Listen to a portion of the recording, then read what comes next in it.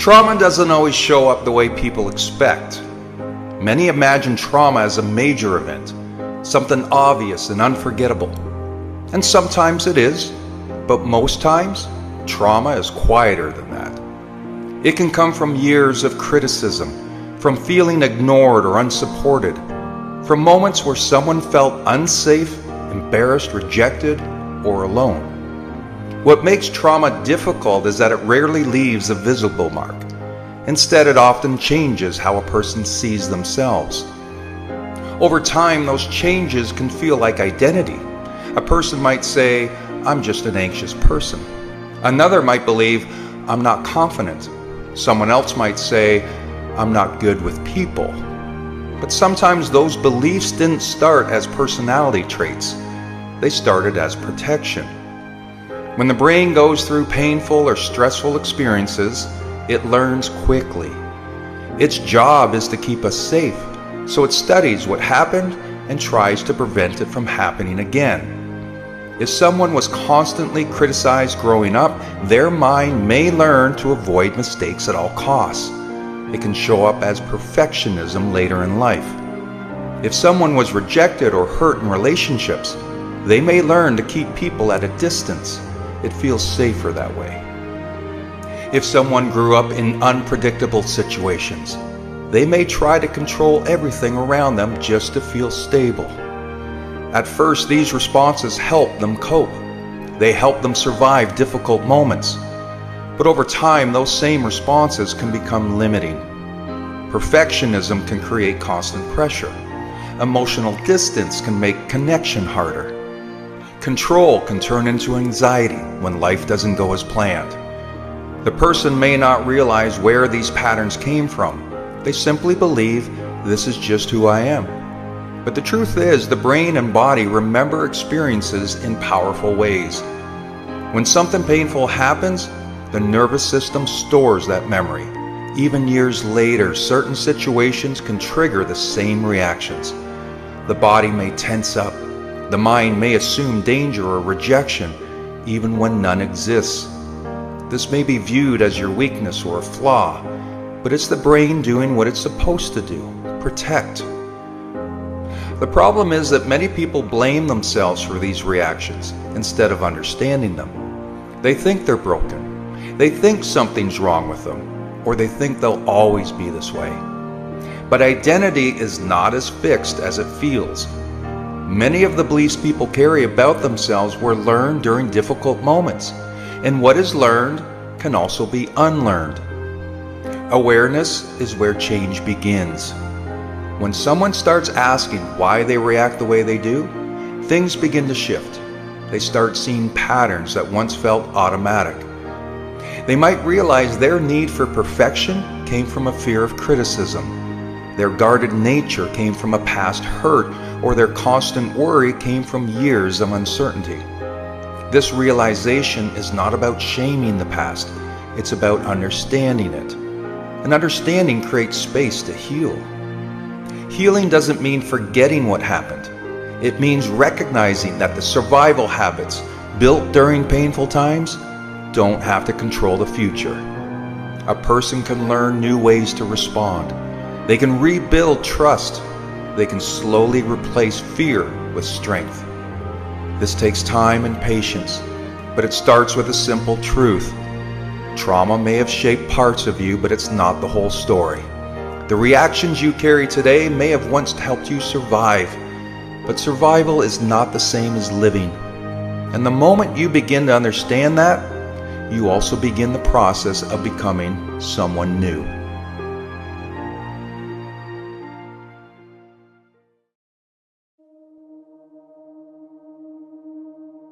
Addiction doesn't always look like excess in the traditional sense. Doesn't always involve substances or obvious escapes. Today, one of the most powerful addictions is quieter, socially accepted, and often encouraged. It's distraction. Constant, endless distraction. Distraction fills the small gaps of life, the moments of stillness, uncertainty, or discomfort. Phones are checked without thought. Content is consumed without intention. Noise becomes the default. And over time, distraction stops being a choice and becomes a reflex. Not because people are weak, but because the world is designed to pull attention away from the present moment. Distraction is appealing because it offers relief. It softens boredom, it numbs discomfort. It provides quick stimulation when energy is low or emotions feel heavy. But like any addiction, relief is temporary. The more distraction is used to avoid discomfort, the less capable people become of sitting with themselves. What begins as a coping mechanism quietly turns into dependence. The cost of constant distraction is subtle but significant. Focus weakens. Patience shortens. Motivation fades. People feel busy but unfulfilled, stimulated but restless. Tasks feel harder to begin. Thoughts feel scattered. Life feels full yet oddly shallow. Many experience exhaustion without knowing why. Distraction also distances people from meaning. Purpose requires attention. Growth requires presence. Self-awareness requires moments of quiet reflection. When every pause is filled, there's no space to process experiences, emotions, or direction. Without reflection, life becomes reactive. Days are spent responding rather than choosing. This is why distraction often intensifies during stress. When life feels uncertain or overwhelming, distraction offers escape without confrontation. It allows people to avoid difficult thoughts, unresolved emotions, or uncomfortable questions. But avoidance comes at a price. What is ignored does not disappear, it accumulates. Over time, distraction increases anxiety rather than relieving it. Importantly, distraction is not the enemy. The issue is not technology, entertainment, or rest. The issue is unconscious use. When distraction replaces intention, it begins to control behavior. The difference between rest and escape is awareness. Rest restores energy. Escape delays growth. Breaking the cycle doesn't require extreme discipline or complete disconnection. It begins with noticing. Noticing how often distraction is used to avoid silence. Noticing how quickly attention shifts when something feels uncomfortable. Noticing what emotions surface when nothing is pulling focus away. Small changes matter. Pausing before reaching for distraction. Allowing moments of quiet without immediately filling them. Creating boundaries around attention rather than letting it be constantly taken. These moments may feel uncomfortable at first, but discomfort is often where clarity lives. As attention returns, so does depth.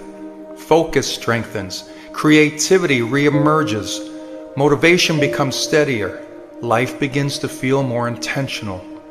The mind learns that it can sit with discomfort without needing escape. Confidence grows quietly from this awareness. Distraction, as an addiction, thrives on autopilot. Awareness disrupts it. Presence weakens its grip. Over time, the need to constantly consume lessens, replaced by a desire to engage more fully with life as it is. This is not about removing pleasure or ease, it's about reclaiming attention. Attention shapes experience. What receives attention grows. When attention is intentional, life begins to feel coherent again. Choosing presence is a quiet act of strength, not dramatic, not perfect, but powerful. Distraction may be everywhere, but attention remains one of the most valuable resources a person can reclaim.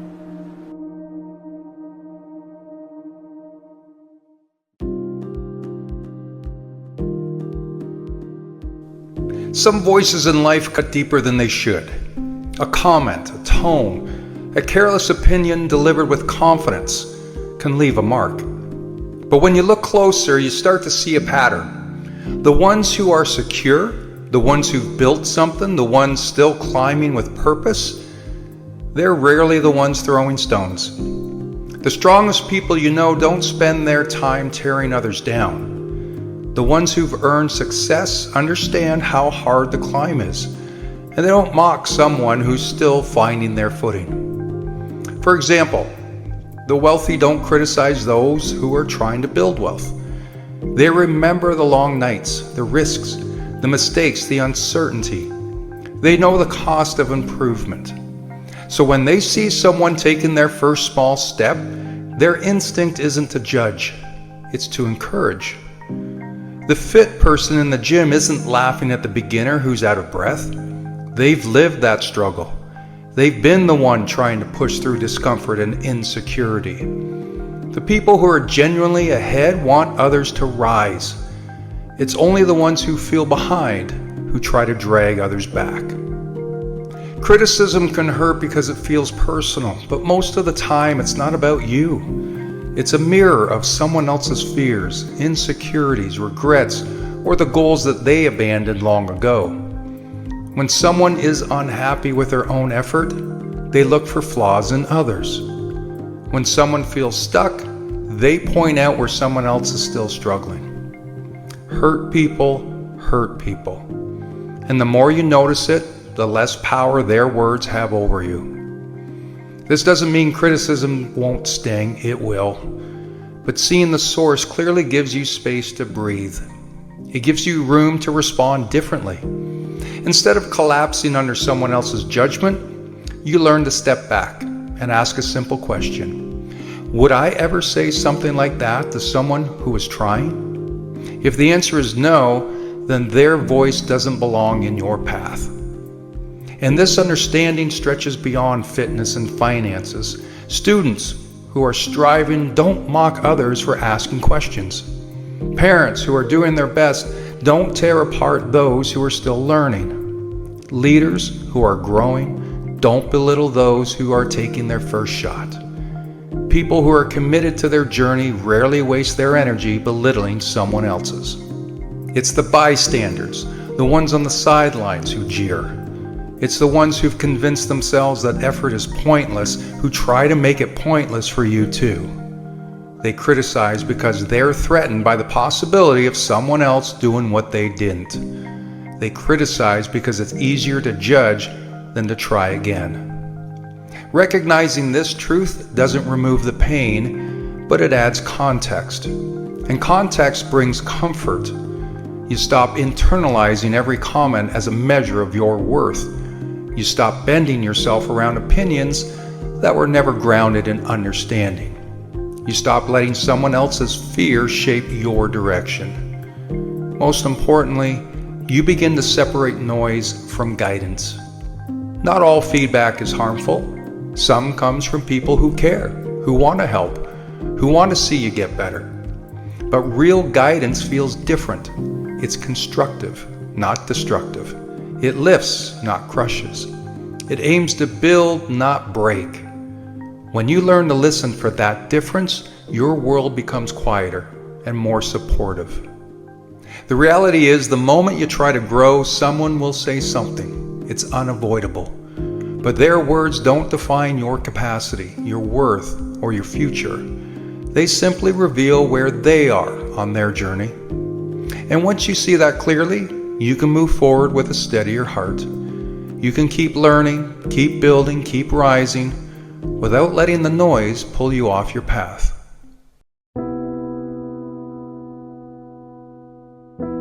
You can have the talent, you can have the work ethic, you can have the plan, the vision, the goal, but if you don't believe in your worth, you'll sabotage it all before it ever begins. Belief is the gatekeeper. And if deep down you don't think you deserve the win, you'll find a way to lose. Believing in your worth doesn't mean you think you're perfect. It means you believe you matter. It means you believe you're allowed to take up space, to try, to fail, to grow, and to win. Too many people are waiting for permission to go after what they want. They're waiting for a sign, for someone else to validate them, for someone else to say, you've got what it takes. But nobody can give you what you refuse to give to yourself. Your worth isn't something you earn, it's something you realize. It's not tied to your productivity, it's not measured in likes or praise, it's already there, right now. But here's the catch. If you don't believe in it, you won't act like it. You won't set boundaries. You won't say no when you need to. You'll play small, you'll settle, and you'll self-sabotage. And then you'll call it bad luck or lack of opportunity. But it's not luck. It's not fate. It's a belief problem. When you believe in your worth, you speak differently. You walk differently. You show up differently. You stop chasing people who don't see your value. You stop explaining yourself to people who never listened in the first place. You stop tolerating the bare minimum and start demanding better from yourself and from others. That's where winning starts. Winning starts the moment you say, I'm not here to prove I'm enough. I'm here because I am enough, period. And maybe you weren't taught that. Maybe you were raised to downplay yourself. Maybe you've been overlooked, doubted, dismissed. But you don't need anyone's permission to believe in yourself. That decision is yours. Always has been. Want to build confidence? Start by keeping promises to yourself. Do what you said you would, not for the world, but for you. Each time you show up, even in small ways, you reinforce a message. I'm worthy of this effort. I'm worthy of this life. And if you want better relationships, believe in your worth enough to walk away from what doesn't serve you. Let people meet you at the level of your standards, not your insecurities. If you want stronger mindset, rooted in self-worth. When you know your value, failure doesn't shake you, criticism doesn't crush you, and rejection doesn't define you. You become grounded, resilient, and focused. You'll never outwork a lack of self-worth. You'll always feel like you're falling short, always hustling for approval and always afraid of being exposed. But when you believe in yourself, and I mean truly believe, you unlock your full capacity. Not because you suddenly became better, but because you finally let yourself be great. You are not too much. You are not too late. You are not unworthy. You are powerful. You are capable. And your worth is not up for debate. Believe it and watch as everything changes.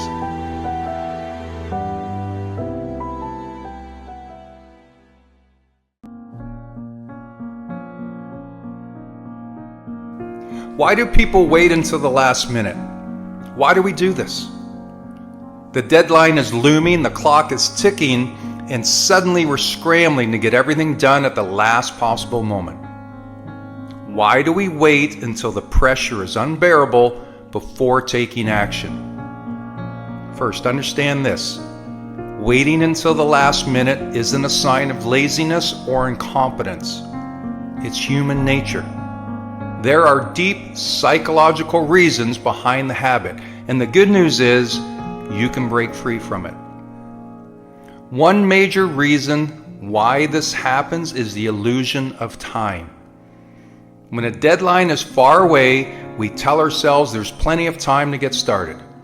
Then we underestimate how long things take, and then we overestimate our future motivation. We think I'll feel like doing it later, but when later comes, we still don't feel like it, and suddenly we're out of time. Another reason is the adrenaline rush. Some people work best under pressure. The ticking clock forces them into hyperfocus, and they produce results fast. But this isn't sustainable. It creates unnecessary stress, and it lowers the quality of work. Then there's perfectionism. Ironically, perfectionists often procrastinate the most. They fear starting because they worry it won't be good enough. So instead of tackling the task bit by bit, they avoid it altogether until they have no choice. And finally, distractions play a huge role. Think of social media, TV, endless scrolling. They all provide instant gratification, while real work requires effort. Our brains seek out what feels good now rather than what benefits us in the long run. So if you struggle with last-minute habits, know this: you're not alone. Studies show that around 20% of people identify as chronic procrastinators, and almost everyone has moments of putting things off. Your brain is wired to avoid discomfort. It prioritizes what feels easy, not necessarily what's important. But normal doesn't mean good. Procrastination steals your peace of mind.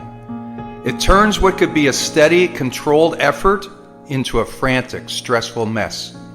It eats away at your confidence and makes you doubt yourself. The great news is you can overcome it.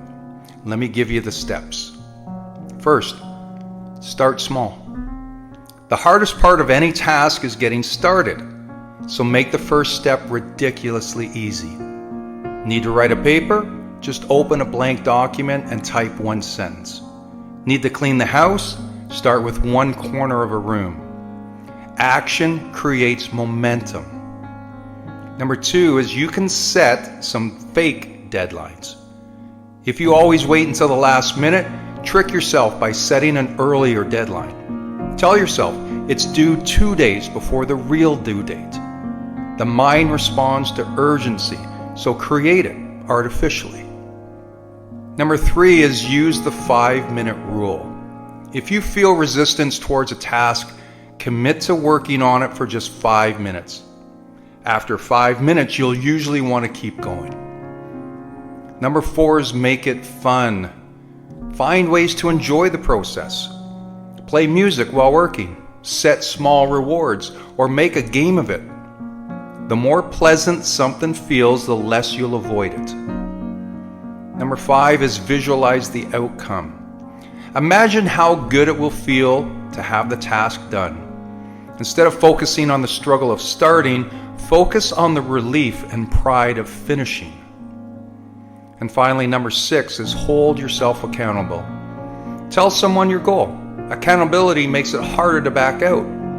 If you say, I'll have this done by Friday, you're more likely to follow through. Procrastination is a habit. It's not a life sentence. The same way you've trained yourself to work under pressure, you can train yourself to work ahead of schedule. The next time you catch yourself putting things off, ask, what's the smallest step I can take right now? And then take it. Because when you stop waiting for the last minute, you start taking control of your future. And that's where success begins.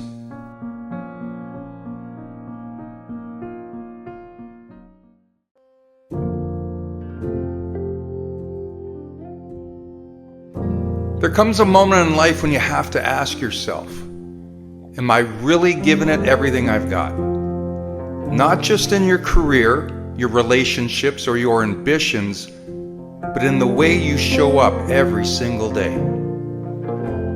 Your life is a direct reflection of the standards you set for yourself. Not your wishes, not your dreams, your standards. Because we don't get what we want in life, we get what we're willing to tolerate. I think everybody wants success, however it's defined.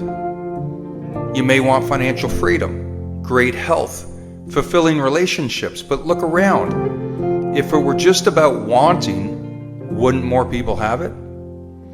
The difference is in the standard. Some people see excellence as optional, while others see it as a non-negotiable. Some accept excuses, while others demand results. The question is, what type of person are you? Look at the areas of your life where you feel stuck, where you feel frustrated, where you know deep down that you're settling for less than you're capable of. Now ask yourself, what am I tolerating here? Are you tolerating negative self-talk? Are you tolerating poor discipline? Are you tolerating an environment that drains you? Because the moment you raise your standard, that's the moment everything starts to shift. When you decide that being out of shape is no longer acceptable, your body changes. When you decide that mediocrity in your career is no longer acceptable, your work ethic changes. When you decide that toxic relationships are no longer acceptable, your boundaries change. Nothing changes until you demand more from yourself. Your standards shape your identity. Your standards define who you are. If you say you're someone who values excellence, but you let yourself cut corners, that's not a high standard, that's just a hopeful idea. A person with high standards doesn't talk about them, they live them. If you truly hold yourself to a standard of discipline, you don't skip workouts because you're tired. If you have a standard for self-respect, you don't stay in places where you're unappreciated. If you set a standard for success, you don't let failure break you. You use it as fuel. It's not about being perfect. It's about refusing to accept less than what you know you're capable of. People can sense the difference between someone who's half in and someone who's all in. Think about the athletes who demand excellence from themselves every day. The business leaders who never stop learning. The artists who refuse to settle for average work. They don't just show up when they feel like it. They show up because their standard requires them to. And when you carry yourself with that same level of commitment, the world responds. Opportunities find you. The right people respect you.